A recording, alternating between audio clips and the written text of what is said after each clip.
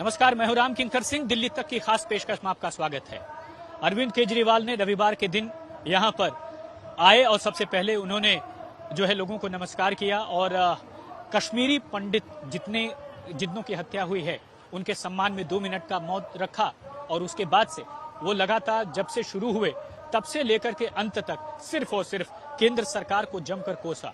उन्होंने साफ तौर पर यही कहा है और उन्होंने जो सबसे खास बात कही है वो यही कि अमित शाह से मिलने का समय मांगेंगे और समय जो है मांगेंगे और साफ तौर पर ये कहेंगे कि वो प्लान बताएं कि आखिर किस प्लान के तहत कश्मीरी हिंदुओं का जो रिहेबिलिटेशन है वो यहाँ पर होगा। तो जो प्लान अब वो अमित शाह से मांगेंगे, देश के गृह मंत्री से मांगेंगे। और दूसरा उन्होंने ये भी कहा कि जो पॉलिसी है रिहेबिलिटेशन की कश्मीरी पंडितों को लेकर के वो पूरी तरह से फेल है। यानी लगातार किलिंग हो रही है, बावजूद इसके एक बॉन्ड किया गया है कश्मीरी पंडितों के साथ। सबसे पहले जो उन्होंने बड़ी मांग की कि उस बॉन्ड को निरस्त किया जाना चाहिए और कश्मीर का जो भी कश्मीरी पंडित है वो कहीं भी जाकर नौकरी कर सके, इस बात की उसे आजादी होनी चाहिए। और उन्होंने कहा ऐसा लगता है कि जैसे बंधुआ मजदूर बना दिया गया है।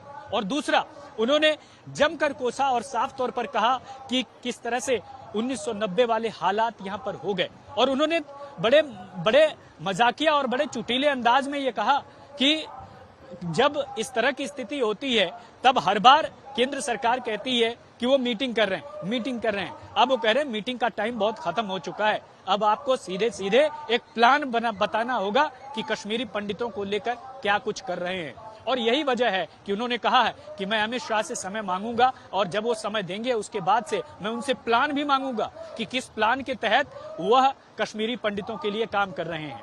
जो स्थिति है वो बिल्कुल बदतर हो रही है। 3 दिन में 3 लोगों की हत्या की गई और लगातार जो आतंकवादी हैं एक एक करके घटनाओं को अंजाम दे रहे हैं। तकरीबन जनवरी 2022 से अगर बात करें तो 3 महीने के अंदर तकरीबन 27 लोगों की जो है हत्या हो चुकी है। और यही वजह है कि जो आम आदमी पार्टी है वह कोशिश कर रही है कि कश्मीरी हत्याओं के मुद्दे पर जो उसे पिछले दिनों देखना पड़ा था, अब कम से कम इसमें वो बढ़त हासिल करे और बढ़त हासिल करके वह लगातार सीधे शब्दों में सीधे तौर पर देश के गृह मंत्री अमित शाह और मोदी पर निशाना साधे। और हुआ भी यही।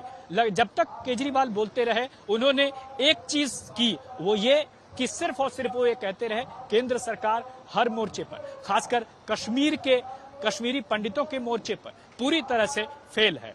और आपको याद होगा दिल्ली में वो दिन जब विधानसभा के अंदर द कश्मीर फाइल्स फिल्म को लेकर के बारे में जो बात कही गई थी, उसके बाद अरविंद केजरीवाल की काफी आलोचना हुई थी। दिल्ली बीजेपी लगातार मुखर रही और कोशिश कर रही थी ये जतलाने की कि दिल्ली के मुख्यमंत्री अरविंद केजरीवाल ने कश्मीरी पंडितों का मजाक उड़ाया।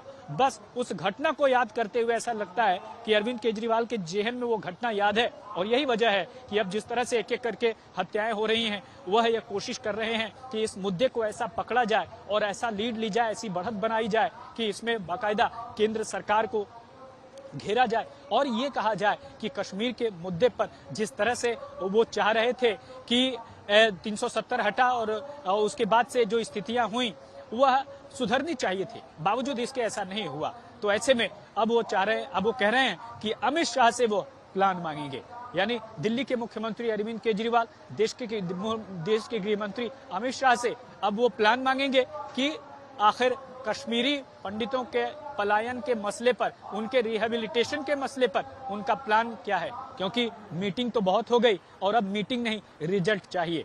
इन पूरे घटनाक्रम से जो विश्लेषक हैं, जो राजनीतिक विश्लेषक हैं, वो साफ तौर पर ये कह रहे हैं कि इन घटनाओं के जरिए अरविंद केजरीवाल लगातार ये बताना चाहते हैं कि रेस में दूर दूर तक कोई नहीं है।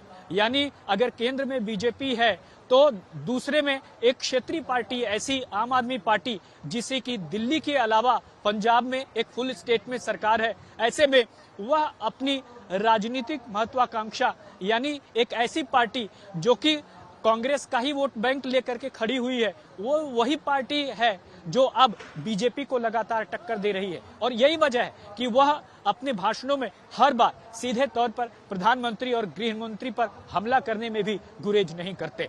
तो फिलहाल दिल्ली तक की खास पेशकश में इतना ही।